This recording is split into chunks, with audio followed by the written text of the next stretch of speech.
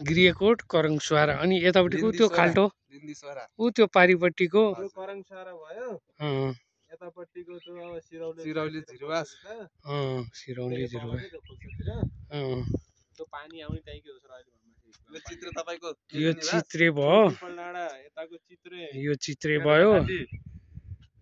यो चित्रे टक्कै देखिएको होइन अनि त्यसपछि त्यो डाँडा यो चाहिँ चुली डाँडा हो यो गाउँपालिका भवन होइन यसरी हामीले यो दृश्य चाहिँ ढुङ्गे ठाँटी त देखिहालियो यसरी हामीले आज श्रम दिवसको उपलक्ष्यमा यो दर्शन गर्यौँ ल जय होस् सबैको सबैलाई रक्षा गरून् भैरव थान मन्दिरको आज हामी दर्शन गर्दैछौँ यो मन्दिर क्षेत्र पहिलोचोटि आएको छु यो क्षेत्रको चाहिँ पर्यटन प्रवर्धन यहाँको विषयवस्तु जानकारी गराउन सरहरू पनि आउनुभएको छ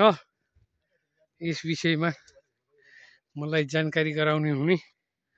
सबैलाई धन्यवाद दिन चाहन्छु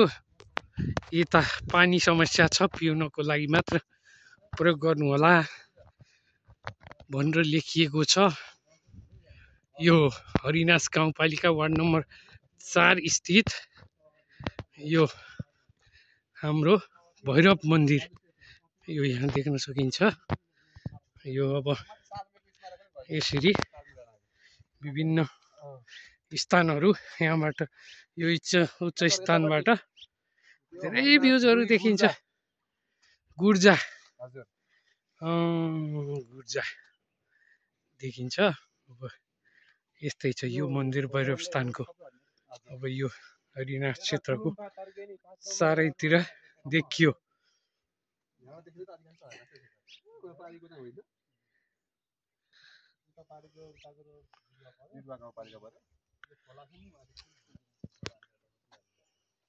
बिरुवा गाउँपालिका यतातर्फ देखिएको है